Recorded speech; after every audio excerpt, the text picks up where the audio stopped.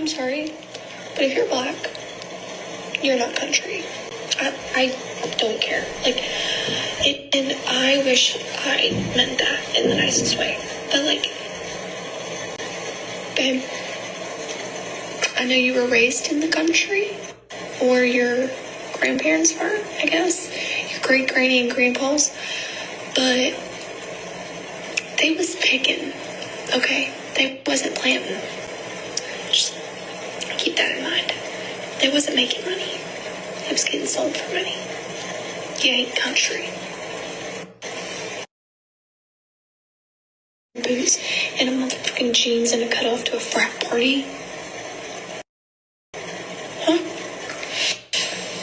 No.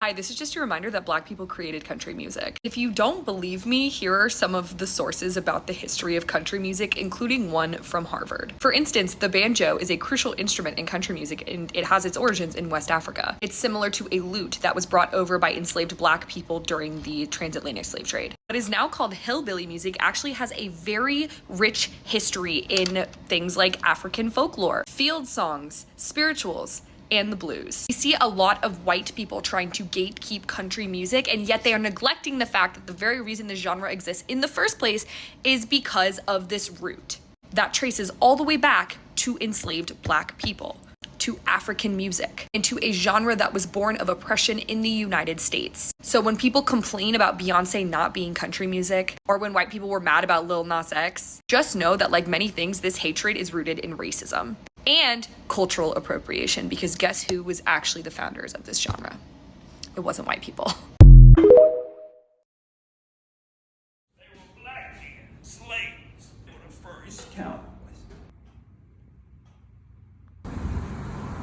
I used to be a country and western singer. I lost my voice in 1990. I have something called vocal dysphonia. It's a nerve that attacks my vocal cords. I know when God closes one big door, he opens up a big one. When God asked me to open this museum, I didn't want to open up a museum because I couldn't talk. I said, God, I can't even talk. Why do you want me to open up a museum? He said, step out in faith. I actually challenged God. I stood up and I stepped out in faith. Now, most people think cowboys came from Spain. They think they came from Mexico. They came from right here in Fort Meade County, Harris County, Brazoria County, Liberty County, Wharton County. This is where cowboys came from. They were black men, slaves, and they were the first cowboys.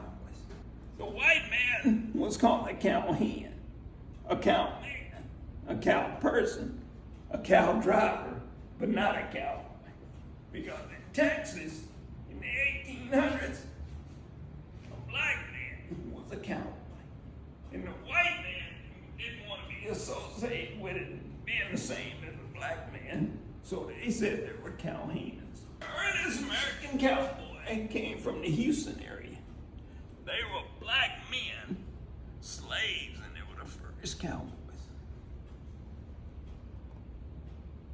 Country music came from black cowboys in the 1850s.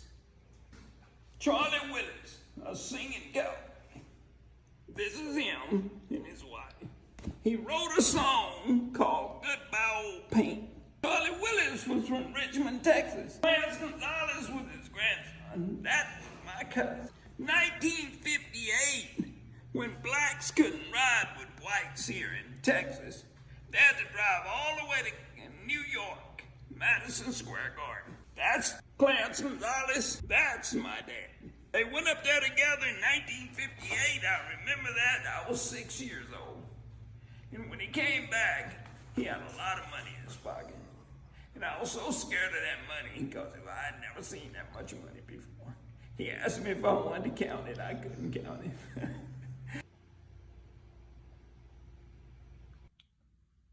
it. 1860s. Country music came from black cowboys in the 1800s. Okay, no real hate for this user, but this is a common misconception that suddenly got popular after Beyonce dropped the country song. And it kind of reminds me of this idea that everything great about New Orleans is because of black people. Where did Mardi Gras come from? Who invented the muffaletta?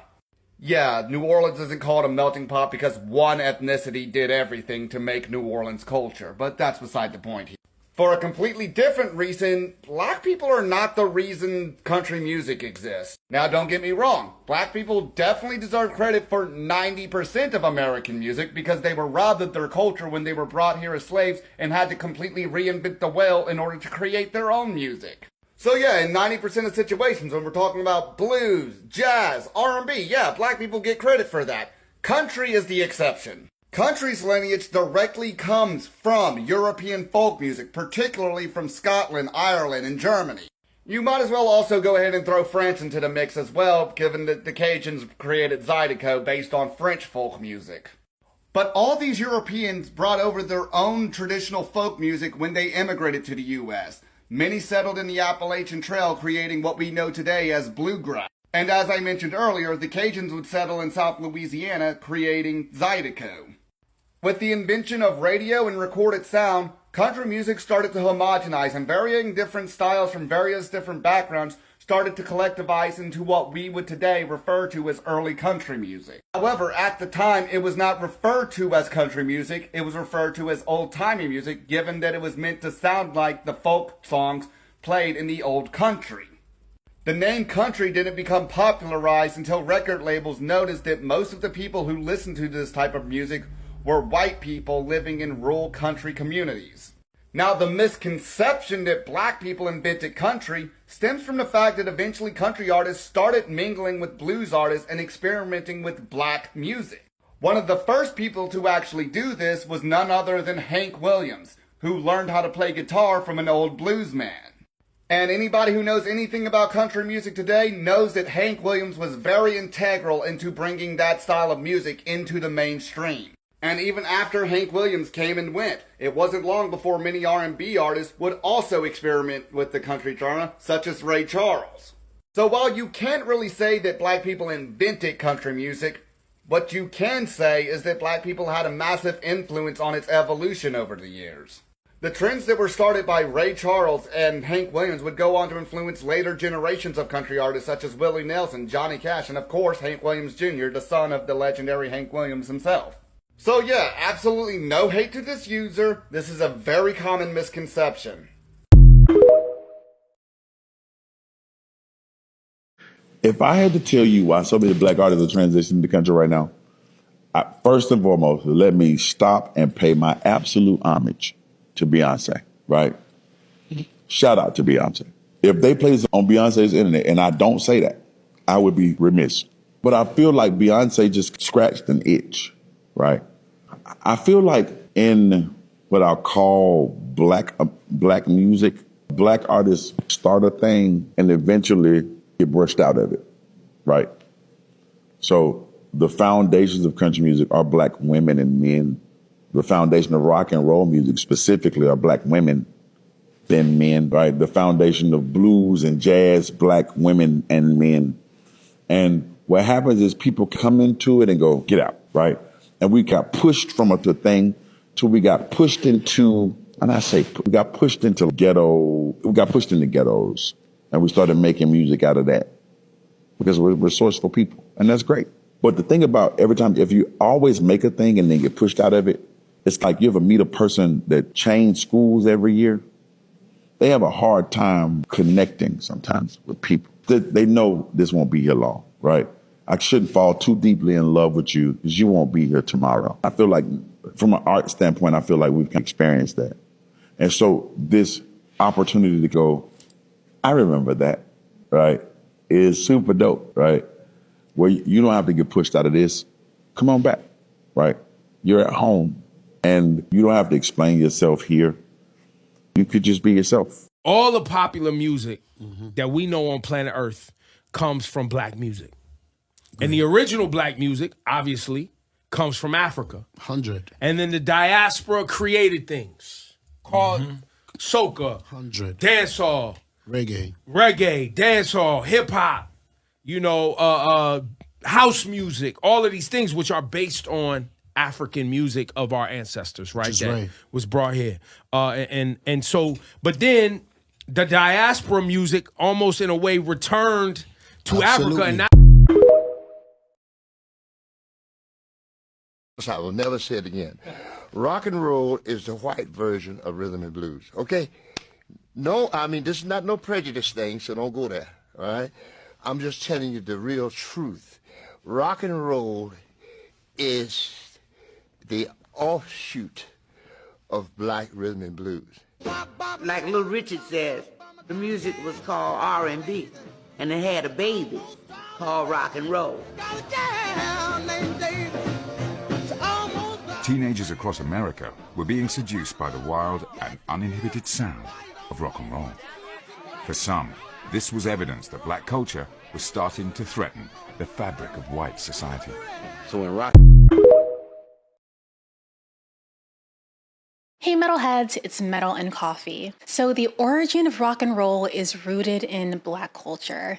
And since metal was born from rock and roll, that means that metal is also rooted in black culture. Heavy, distorted electric guitars started with Sister Rosetta Tharpe in the 1930s and 40s. Muddy Waters and Howling Wolf were already playing loud, electric, emotionally heavy music in the late 1940s and 50s, decades before metal even existed.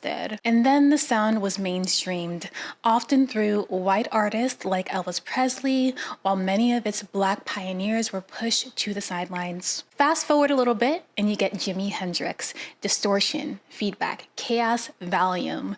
Without Hendrix, heavy rock doesn't even become what it becomes. And heavy rock is the blueprint for metal.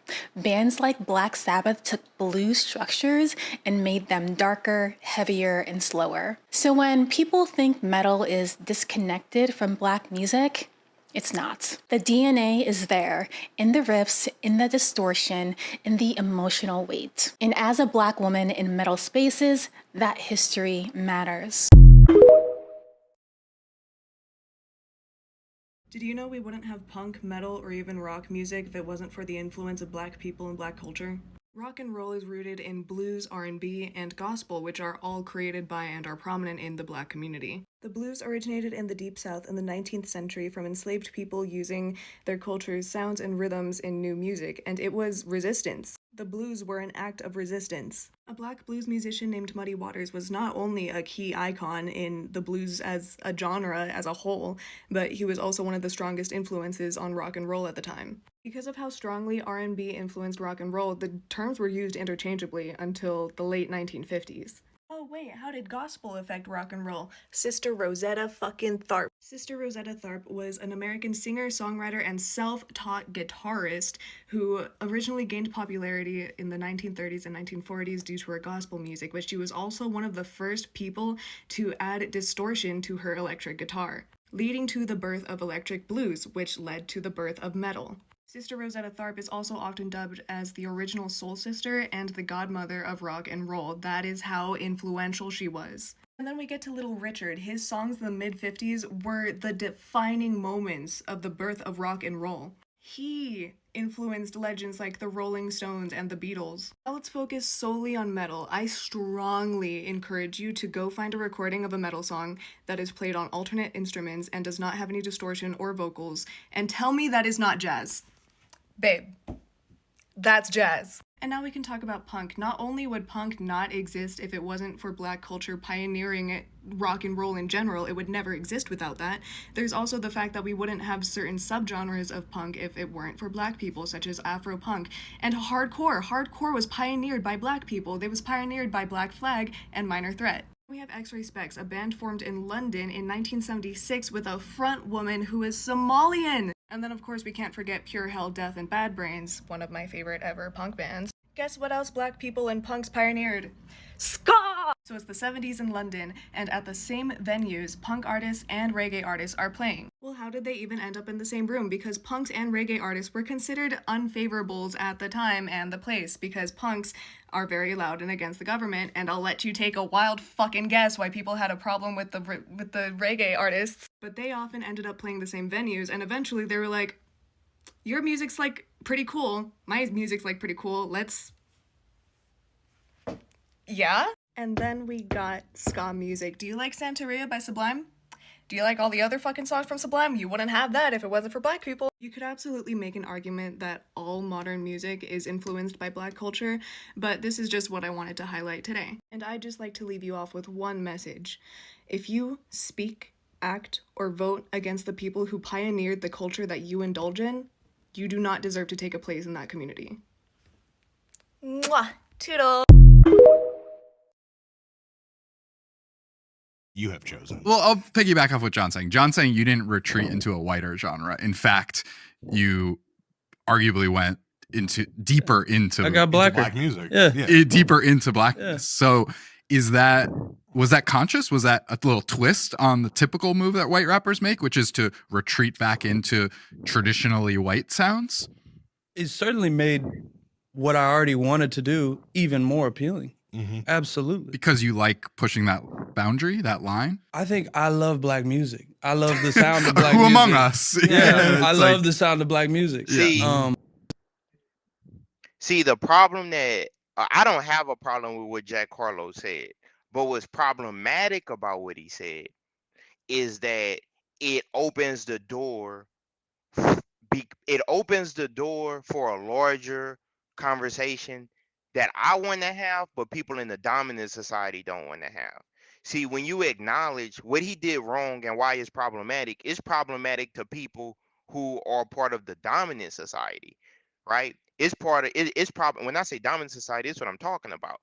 It's problematic for people like this because their whole identity is not acknowledging the music that other people have created, not acknowledging the inventions of other people. So when he says, I love black music, I want to go deeper into black music, he's forcing the world to hold the mirror up and acknowledge where this music comes from. It's nothing wrong with liking Eminem as a rapper.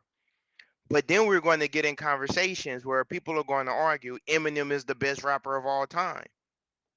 How can you be the best rapper of all time, the best hip hop artist of all time, when your ancestors and the roots, you didn't create it? You could never be the best. That's not, and I love Eminem's music. I'm not saying it to disrespect him, but it's so many people that came before him that's directly attached to the struggle, the culture of the music. So the why Jack Harlem statement is problematic is because he said, I love black music, and it's people in this world that want to discredit the fact that black people have created amazing things, amazing music genres. If things were just and correct, all of the black artists that created all of these music genres, from gospel to bebop to jazz to hip hop to neo soul to jazz to all of the different forms, right? All of the black artists would be billionaires. All of the black record labels would be trillionaires. You got to think, for the last 100 years, one of the biggest exports have been music, right? People like Fats Domino, early pioneer of music. Let's go to the 2010s. In the 2010s, right? Think about how much music has been stolen from us, right? To not even acknowledge what we have done. A lot of our cities across America would look totally different if we were allowed to keep what we create.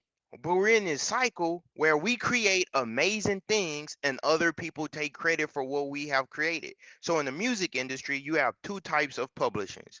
You have the recording side. Then on the other side, you have the publishing side. So we're going to get into this, right? So on the recording side is only about 100 or so years old because we haven't been able to record vocals for that long. But the publishing side is actually hundreds of years old. This goes back to Europe 500 years ago. People would write the idea of the song structure, and they would copyright that. And that way, when people would try to play their music, they would have to get royalties from what from their song. Like, hey, that's my song. Pay me for you're playing my song. But now we have the audio side of the music industry, right? So people now can publish. Now, the record labels really deal with the recording masters. When you record a song, who owns that? But then you have the publishing companies, and they own the idea of the song. One coin, two sides. One is the structure and idea of the song. That's one side of publishing. The other side is the recording and the masters, who records, who owns the vocals. Okay, how our music was stolen from us, and how these major labels profit off of us, is that it doesn't matter how talented we are. They are taking the ideas of the song, and they're even owning the vocal recording of the song, and they're doing it in real time. And so I have no problem with what Jack Harlow said. If he wants to make a neo soul album, it's cool. I think who is problematic for is people in the dominant society, because then you have to acknowledge that black people are very talented. Black people have created all of the music genres and much more, not just music, inventions and everything else that have gone to make people's lives in a dominant society comfortable. But we're reaching a point now, and I'm going to say this because I'm part of the culture. We're tired of other people owning our intellectual property. Our intellectual property is for us. It's not for you. I'm going to repeat that. Our intellectual property belongs to us. Other people should not profit off of our intellectual property. It is a part of our being. So we got to get serious about copyrights. We got to get serious about trademarks. We got to get serious about ownership, because for the last decade, from the 20th century, so much of our greats had their music stolen from them. And then people will get on here and say that black people didn't create blues, jazz, country, and all these other genres, and then treat us as guests in our own music genres. People like Gene Simmons, who is an immigrant to the United States, telling actual Americans that they don't belong in the Rock and Roll Hall of Fame. Come on, man. We really gotta have high self-esteem. When your self-esteem is where it's supposed to be, you won't allow people to play with you. See, a lot of people have low self-esteem. Not all, but a lot. A lot of us have low self-esteem because we've been made to think that the genres that we created is second class, right? What did they call blues music? The devil's music. Well, who is the devil? When you start thinking about what they're saying, okay, if we created the music and they're saying it's the devil's music, who's the devil? You get what I'm saying? You got to go deeper. You got to ask questions, right? So in order to make music that brings people together, that comes from what we call soul, right? But how are you going to make music that brings people together simultaneously promoting things like ICE? Historically, it's not going to make sense. If you have a culture that's about exclusion, how can you create music that's about inclusion? It doesn't make sense. And this is either true or it's false. Is it true that you are about inclusion? Or is it true that historically your culture has largely been about exclusion? Well, what do you mean it's about exclusion? Slavery, Jim Crow, segregation, redlining, redistricting, all of these other things. So right now, ICE running around asking people for ideas. How are you going to have a nightclub or how are you going to have a venue, Bad Bunny's performing at the Super Bowl, and people are saying, yeah, we're going to send ICE to the Super Bowl to arrest people? Your culture is about exclusion. You could have never created rock and roll. Your culture is about exclusion. You could have never created R&B. You could have never created something about bringing people together. And that's not being disrespectful. I think you guys needed us. We helped civilize you to a degree because we showed you what music could be, right? When you are trying to systemically, not on the individual level, but systemically, when you have a military, legislative branch, executive branch, judicial branch passing laws to undermine and subjugate one particular group. We don't want them to read. We don't want them to write. They can't go to school. They have to be regulated to ghettos. When you're treating people so harshly, and then you hear beautiful music coming from them, but the beautiful music isn't coming from you. Why? Because of your behavior. If you change your behavior, you can align to certain frequencies. And right now, our music is under attack. Now let's go to hip hop for a second. Hip hop was created out of desperation and the need to overcome systemic issues, true or false, right? And they put drugs in the community, narcotics in the communities. They sold guns on the streets. We know about what happened in LA during the crack epidemic. We know in LA that the whole campaign was to fund a war in Latin America, right? So it's been these extreme acts of not just discrimination, just WAR against us. You know what I'm saying? It's been a severe WAR against us on American soil, right? And so we have had, you know, people in power plant seeds of destruction against us, and out of that, somehow we still create stuff that's beautiful. In the early 90s, after everything that had been done to us, we came out saying, fight the power. But if your culture is like this, how can you create something like that? What artist is going to create that? I'm really curious. How are you going to create music about bringing people together, about love is real, about not giving up, about having integrity, right? Having soul, when this is your culture?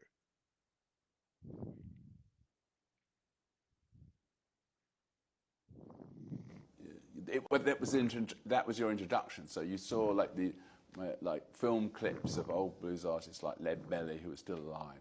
Yeah.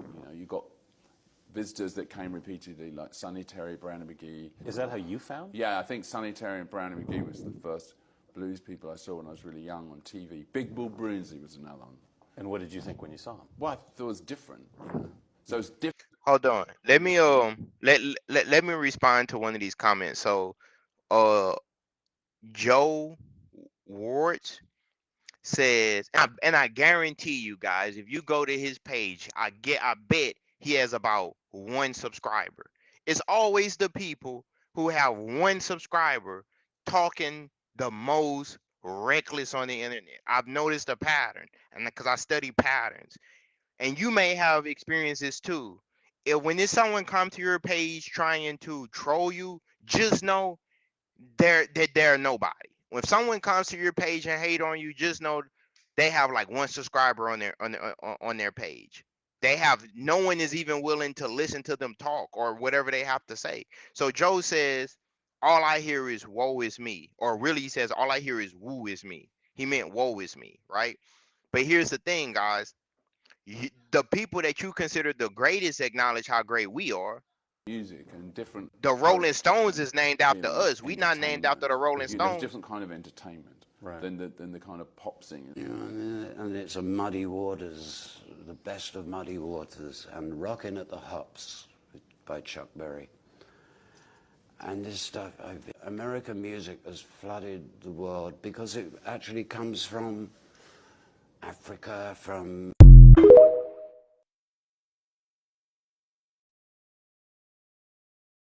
Like, this is a conversation that's necessary. So I don't have a problem with what Jack Harlow said. I think what Jack Harlow said is the truth. Like, he said he was inspired by black music. Good. But just know that this is our music.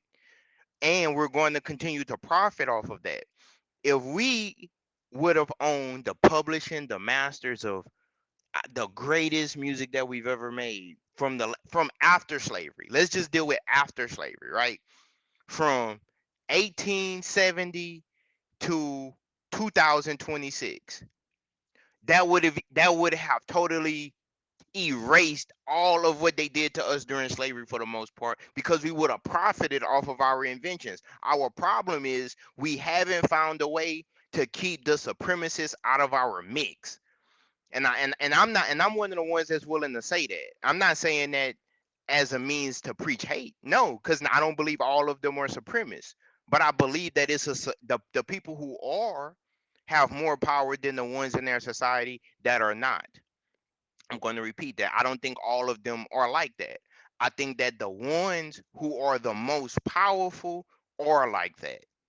And the ones who are not, seemingly, they don't have enough power to stop the ones who are supremacists, right?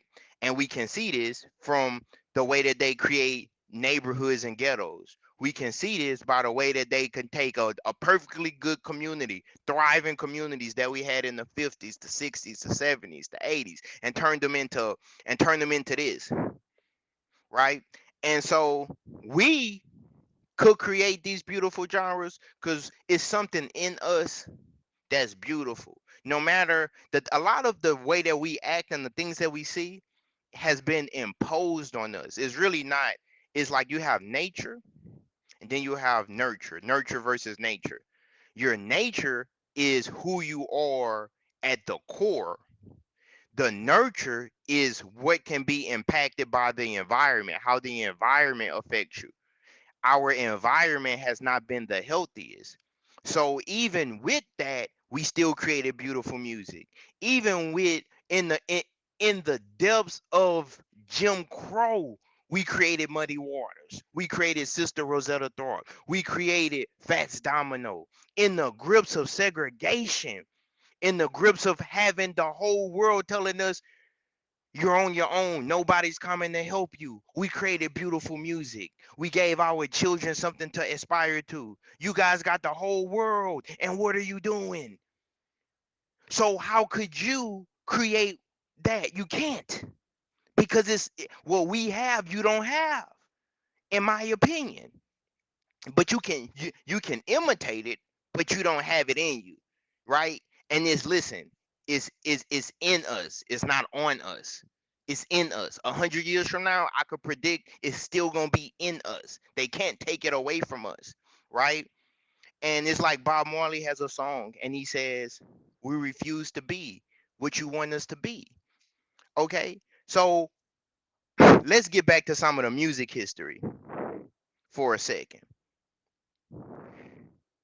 Feel like jumping over drown. Up on 1927.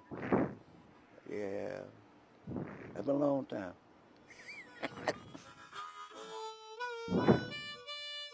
I started off as a water boy.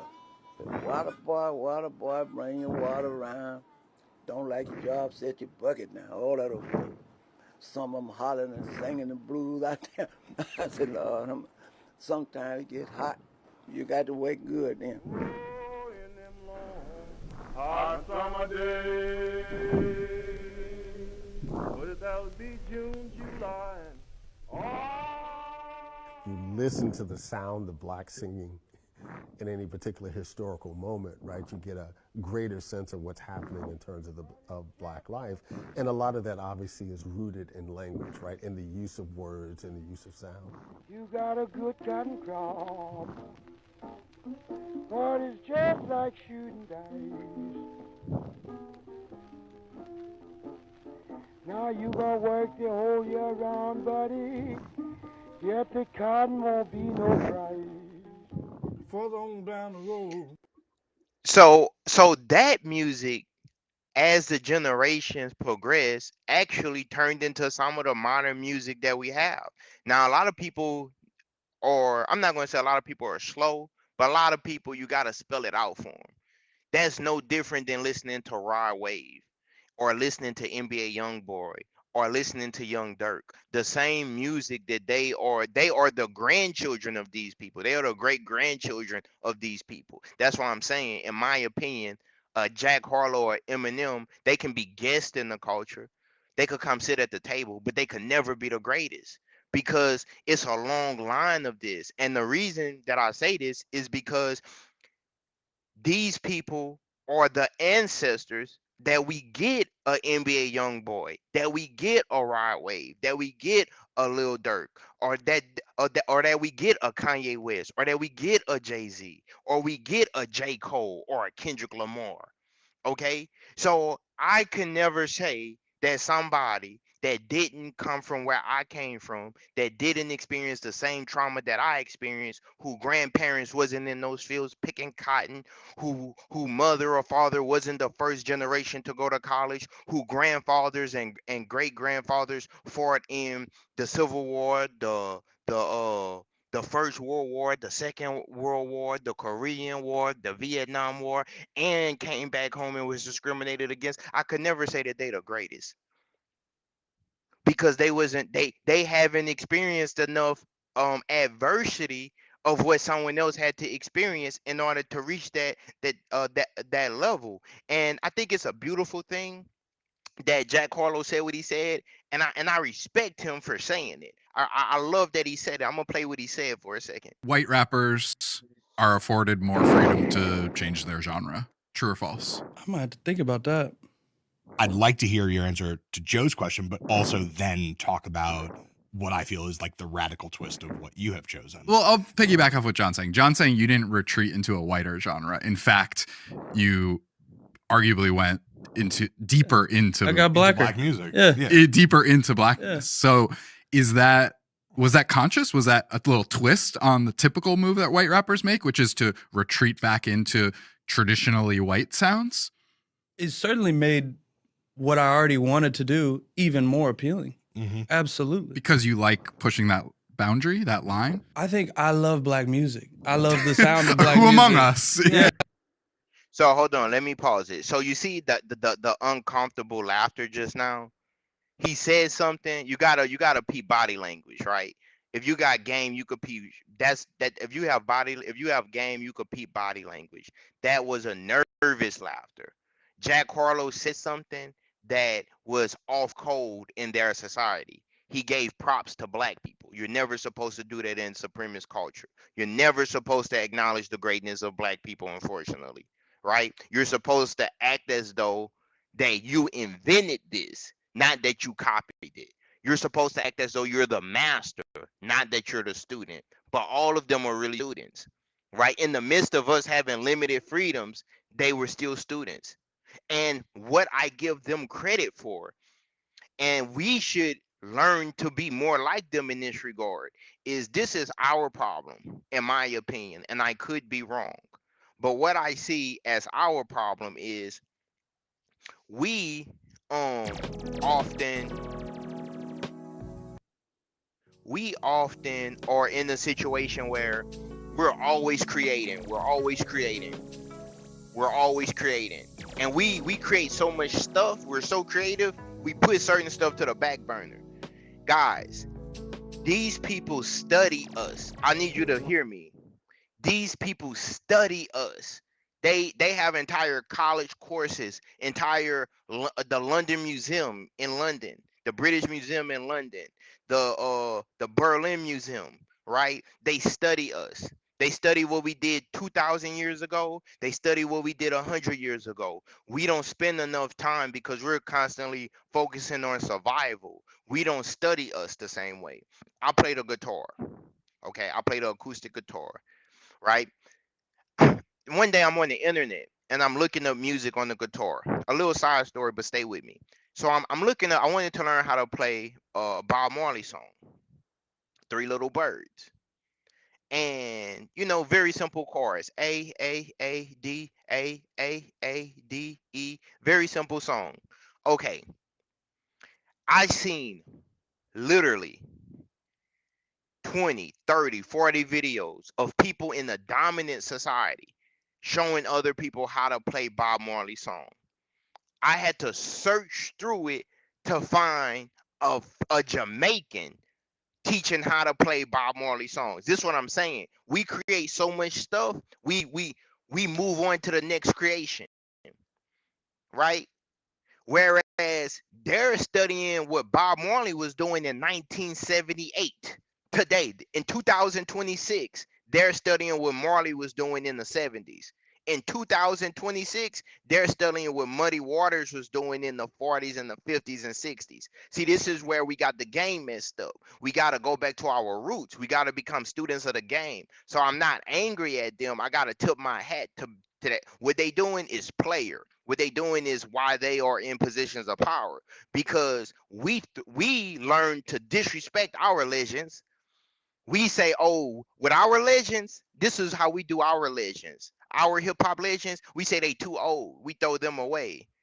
Meanwhile, in the Diamond Society, they'll go pay to see the Grateful Dead or go pay to see the Who at 80 years old.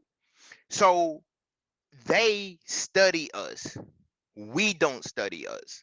And what he said in this interview, getting back to the point, is that when Jack Harlow acknowledged that he was inspired by black people, that's why it's problematic. It's not problematic for us. He tilted his hat to us. It's a compliment to us, but it's problematic to people in the dominant society, because you're in one rule of being a supremacist is you're never supposed to acknowledge the greatness of non-whites, and that's either true or it's false. White sounds?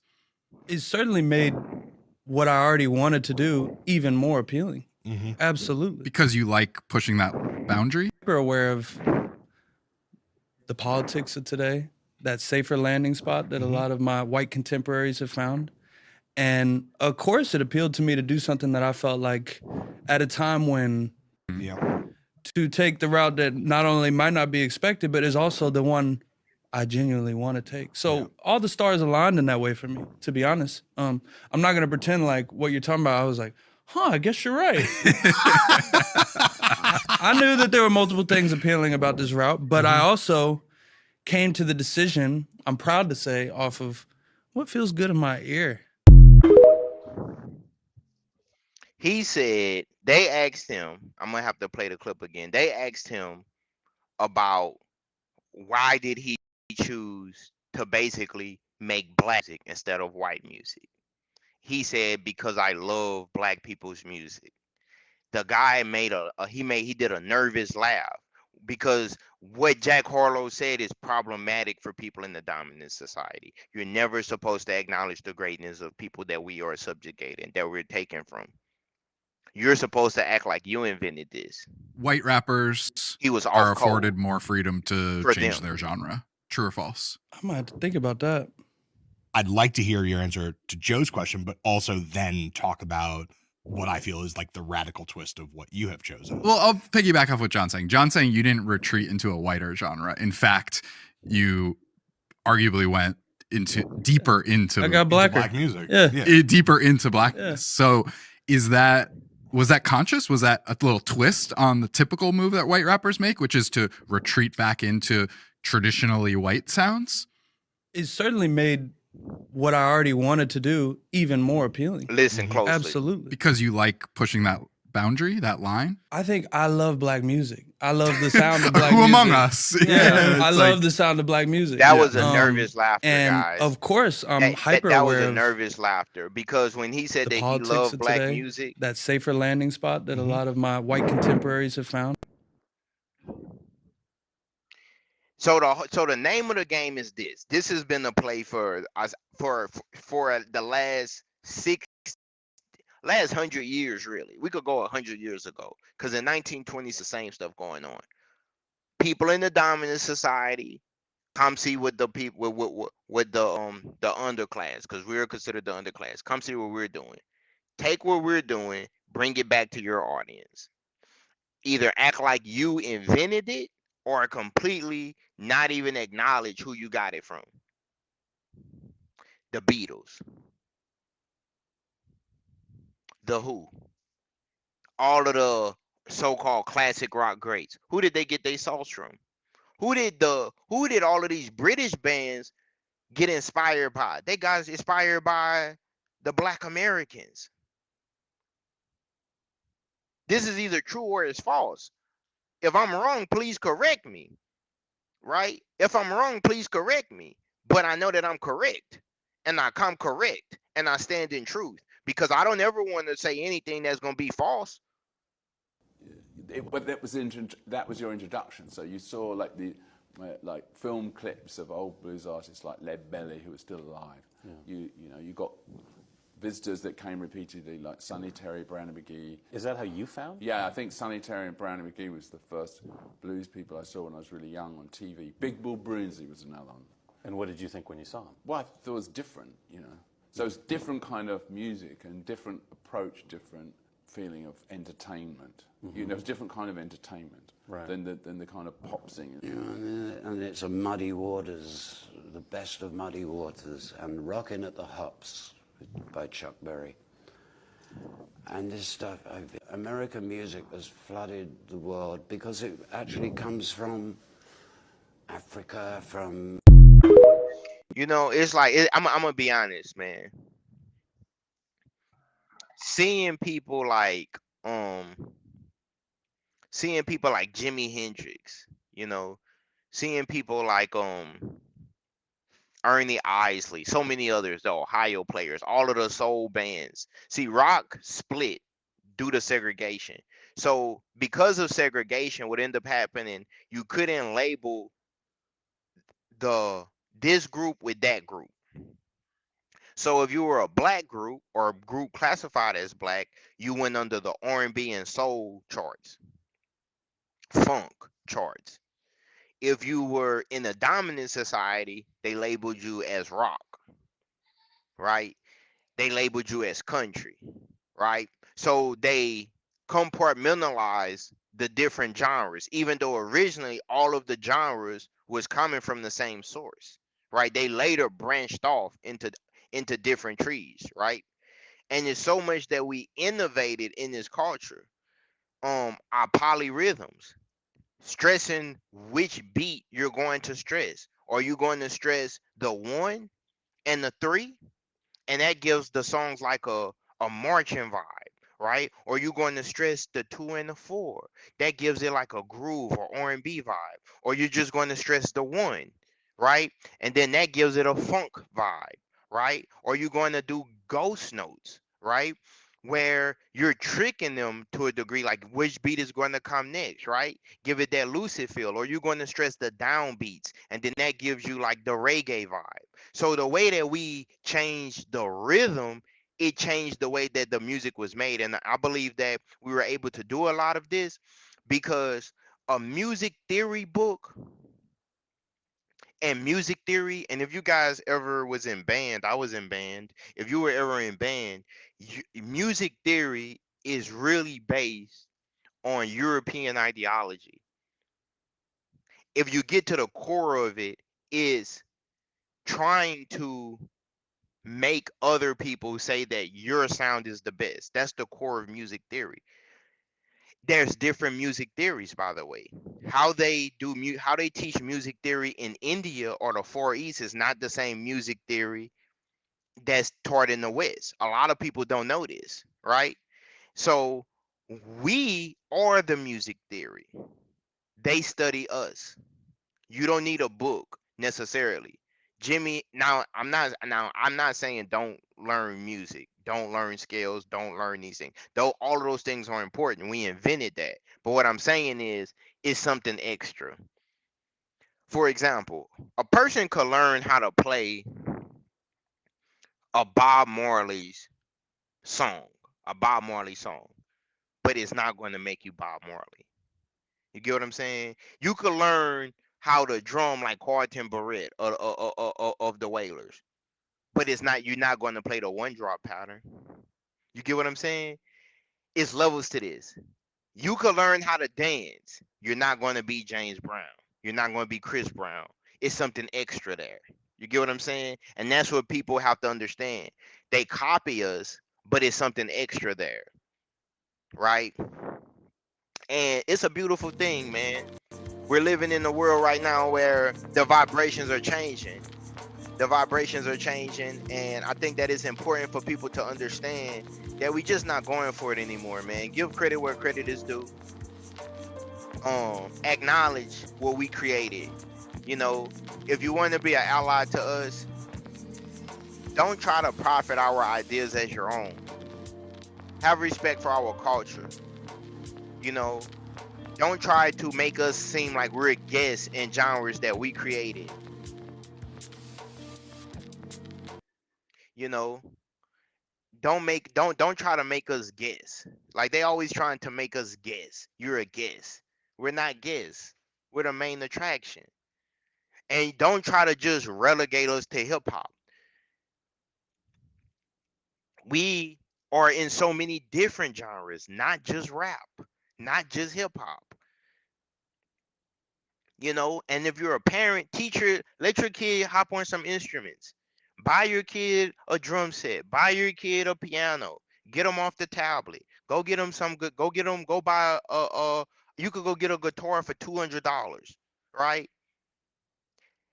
Learning music is equivalent to learning a second language. When you learn how to express yourself musically, your vibration changes. It changes the way you think. You become more in tune with life. You're in rhythm with life.